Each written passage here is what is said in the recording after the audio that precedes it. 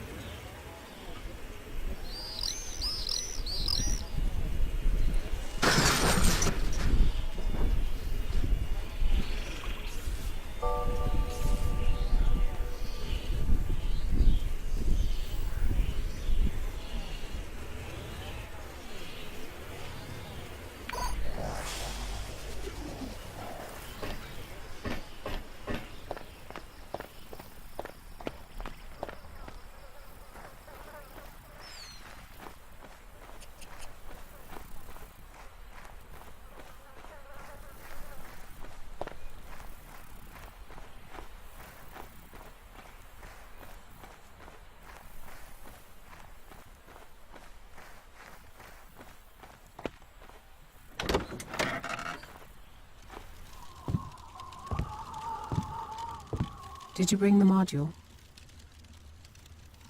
Yes. How do I install it?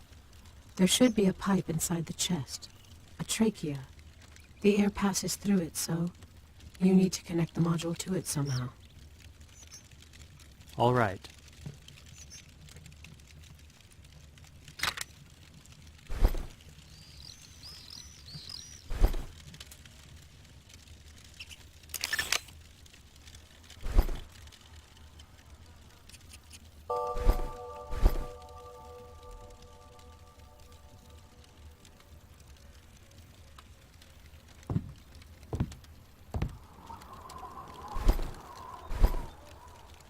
Thank you. Don't mention it. Finally, I'm breathing. How goes your search? Did you find the password? Not yet. But I did remember a bit about myself. I used to work here at the Gerbera Garden as a teacher, I think. I remember kids being brought here to watch a show. They would then play in the pavilions, carry body parts from there and pile them up by the stage for some reason. What an odd amusement park to build. Strange indeed that it was built here. There's something I don't understand. You said it was abandoned, but it's still operating. It's got power. Why wasn't it taken down? There was an explosion. It's full of some poison. Do you remember anything about that? I think I know what it was that exploded there. Disparatoxin. What's that? That's the substance from which the virus came into being. The epidemic began after one such explosion. One? You mean there were other explosions? Several hundred, all across the globe. Who carried out the explosions? Remember I was telling you about the outsiders? The explosions were their handiwork. Were they terrorists? What was their goal? No goal to speak of. They weren't even doing it on purpose, really. Simply, sometimes their Passium capsules would explode in their chests, spontaneously. The emotions-generated substance was the cause. What was wrong with it? It had a dangerous component, bitter Passium. It's a kind of dark liquid which may suddenly turn poisonous and explode.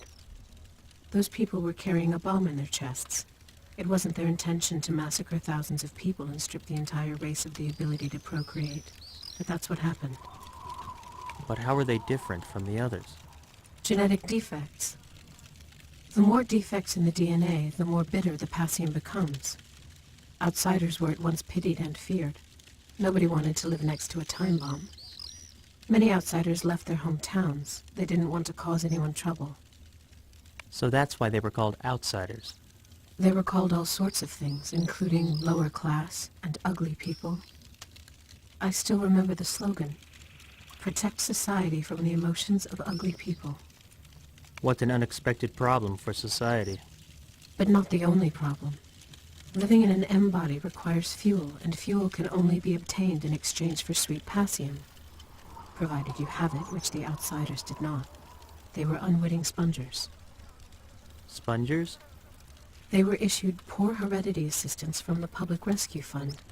The fund was founded and sustained by a special tax that was levied on all the citizens, first and foremost on the beautiful elite. A lion's share of the reserves went toward supporting ugly people. Thus, they became a constant headache, not only spreading the virus, but also draining the rescue fund.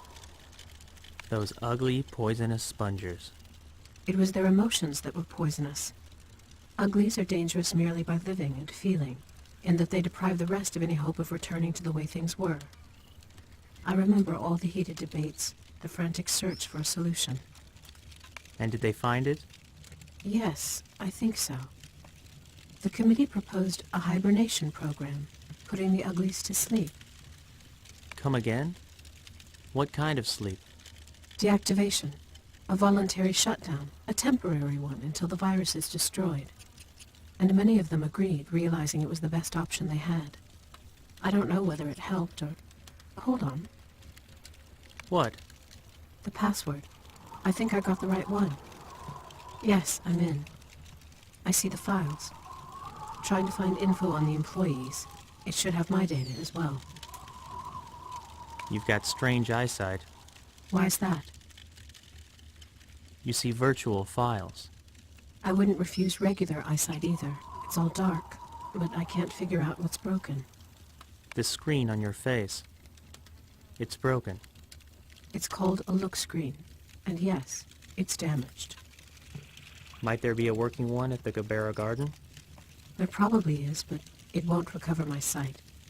Something is up with my lens, and the garden wouldn't have those. Nor do I know where to find them. I suppose I'll look for a lens then.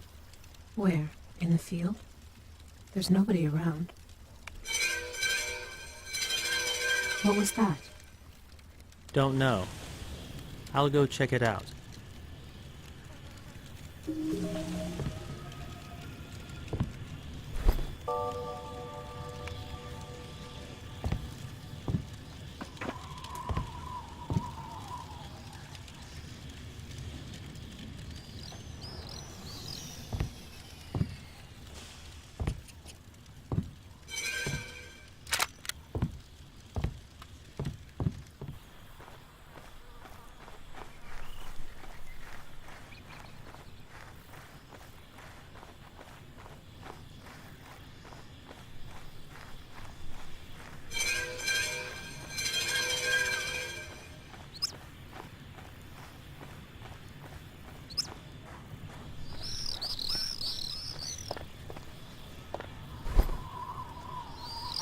Well, where'd you disappear to?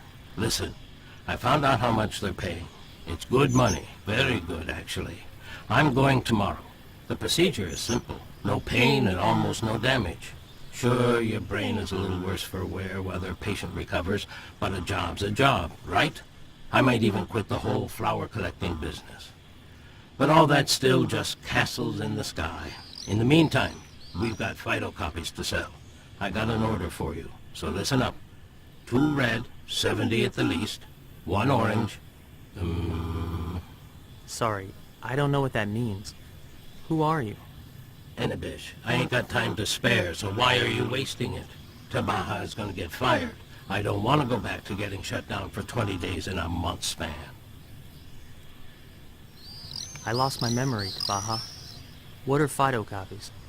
If this is a joke, it's a real dumb one.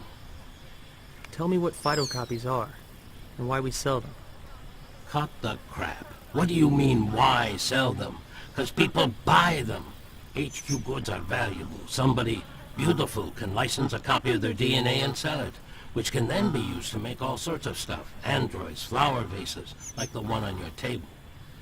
As for you and I, we digitize flowers, make them into phytocopies and sell them. Understand? People like seeing a high number on the display. Beautiful things are always valued. Fine, Tabaha. So, you want me to pick some flowers? No, damn it, not pick some flowers. If you go and pick the first flowers you see, feel free to stuff them right up your nostrils. Who's gonna buy those? What I need is the prettiest flowers you can find. I'm not really an expert on aesthetics. Amazingly, today you're even weirder than usual. Look, you take the genometer, go up to the flowers and measure their beauty. I need 2 red gaberas with a 70 HQ or higher, no lower. 1 orange, 80 or higher, and 1 yellow, 90 or higher. Make sure to measure only fully open flowers, else the phytocopier will jam up and cleaning it is a pain. Aim at the center of the flower, lest it close up before you're done measuring. Once picked, digitize it with the phytocopier, then pack everything. Pack into what? Same as always, into a box of covers. All right, that sounds doable. I'll be back in 3 hours. What do you want for the job? Want me to bring back food? I need a lens for a female embody. A lens won't help that vase of yours. It was already barely functioning when your late grandfather bought it up in buying Angkor. Ain't nothing you can do. It's a cheap, pirated copy. Let it go. It's been gathering dust for years, so let it. Bring me the lens, Tabaha. Fine, I'll bring it. But I want you to know that you're slowly losing your marbles out here. You should move to the city. I'll be sure to do that. Just one more question. Shoot. What is that number on your chest? What does it mean? Ha! Good one. Seriously, I didn't see it coming. All right, I'm off. Tons to do and the weather is getting nasty. Get yourself a hat. A warm one, made of fur. Know what I'm talking about?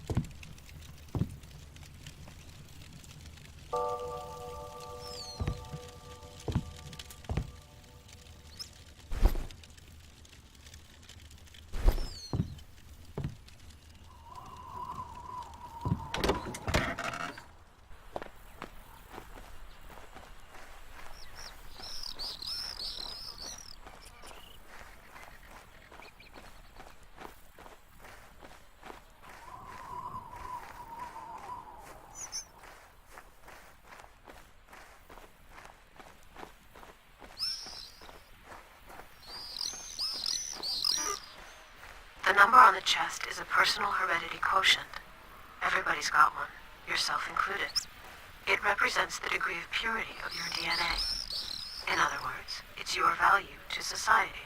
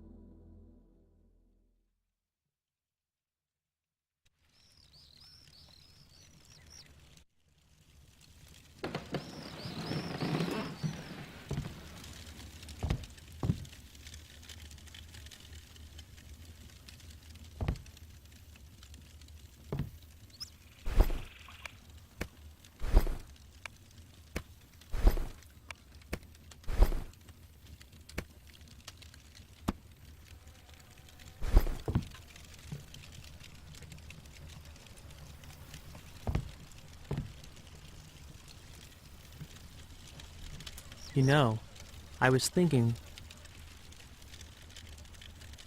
I can ask Tabaha to help you with the evacuation. No, Anabish. That's a bad idea. Until I've checked the number of my neurocopy, nobody must know about me. Why is that number so important? Because I'm not sure of my authenticity. We don't know where my neurochip was before making its way to you. If I'm a duplicate, then I'll simply be arrested. At the first registration. Well, all right. It's your call. So, let's check your number. Nothing on that front either. I found a list of the amusement park's employees, but for some reason, my name isn't on it. But I'm sure I used to work here.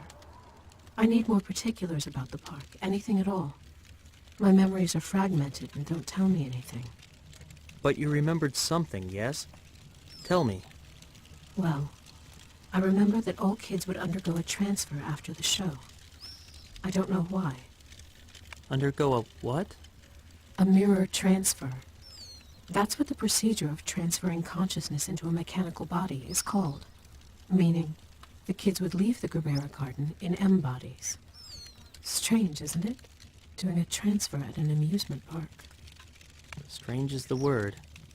And another thing, their age. These kids were really young, around 5, 6 at the most. What's odd about their age? They were way too young for a transfer. Little kids don't get their bodies replaced, but they did here for whatever reason.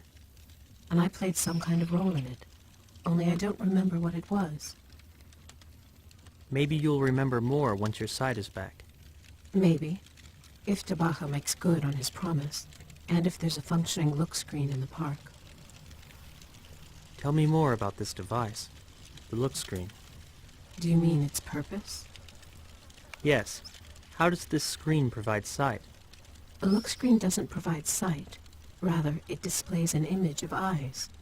I think it's used in a transfer somehow, but I don't recall exactly how. I'll try to remember while you're out. I'm on my way. Which pavilion should I look in? The second. And don't forget... See you later.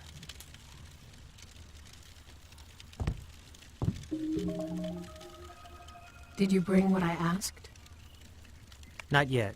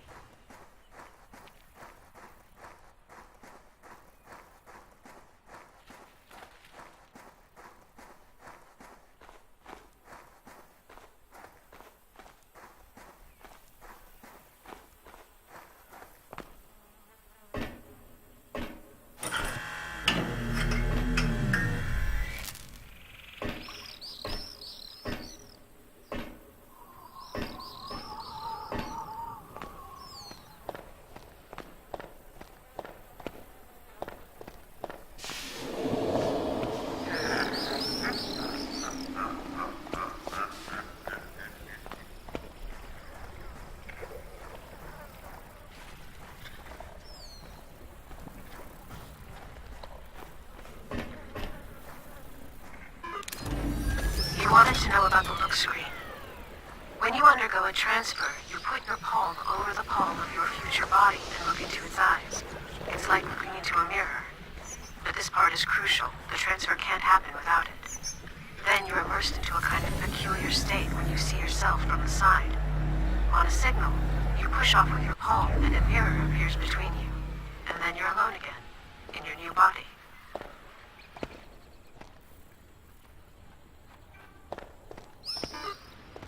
I see you. Opening.